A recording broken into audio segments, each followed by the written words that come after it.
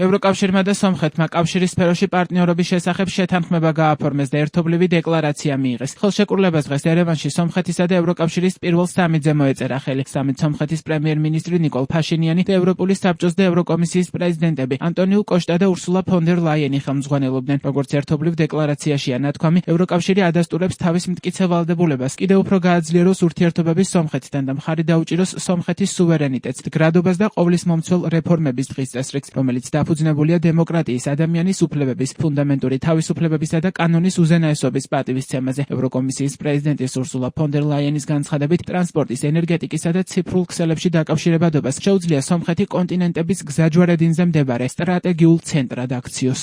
ევროკავშირის სომხეთის ეს პირველი სამიტი ჩვენს პარტნიორობას ახალ საფეხურზე აიყვანს და განსაზღვრავს მკაფიო მიმართულებასა და დღის წესრიგს მომავალი წლებისთვის. ამ საქმიანობის ცენტრში დგას ჩვენი ერთობლივი ერთგულება რეგიონში მშვიდობისა და სტაბილურობისადმი. სამომავლოდ ჩვენ ასევე გავაღრმავებთ პოლიტიკურ დიალოგს, განვამტკიცებთ ეკონომიკურ კავშირებს და ვიმუშავებთ უფრო უსაფრთხო, აყვავებული და სტაბილური მომავლისთვის. ჩვენი თანამშრომლობა ეფუძნება საერთო ღირებულებებს, სამხრეთ კავკასიის საერთო ხედვასა და სუვერენული არჩევანის სრულ პატივისცემას.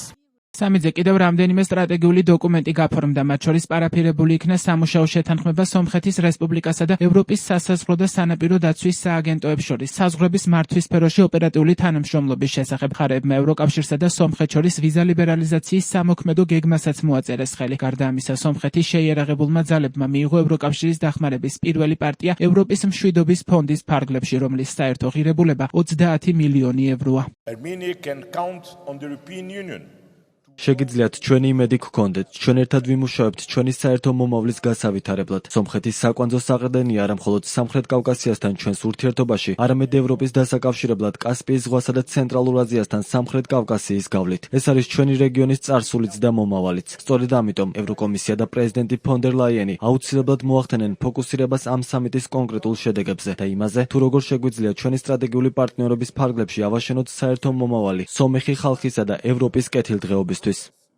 ევროკავშირ-სომხეთის სამიტამდე გუშინ ერევანში ევროპის პოლიტიკური საზოგადოების სამიტი გაიხსნა, რომელიც დღეს დასრულდება. მასში ევროკავშირის ლიდერებთან ერთად დიდი ბრიტანეთისა და კანადის პირველი პირები, ნატოს გენერალური მდივანი მარკ რუტე და უკრაინის პრეზიდენტი ვოლოდიმირ ზელენსკი იღებენ მონაწილეობას. სამიტს დისტანციურად დაესწრო აზერბაიჯანის პრეზიდენტი ილჰამ ალიევი. სამიტი, რომელიც უკრაინაში სრულმასშტაბიანი ომის დაწყების შემდეგ შეიქმნა, მერვედ იმართება და მისი სლოგანია მომავლის შენება, ერთიანობა და სტაბილურობა ევროპაში. სამიტის თანათავმჯდომარეები პრემიერ-მინისტრი ნიკოლ ფაშინიანი და ევროპული საბჭოს პრეზიდენტი ანტონიუ კოშტა არიან. ანტონიუ კოშტამ სომხეთში გამართულ სამიტს ისტორიული უწოდა.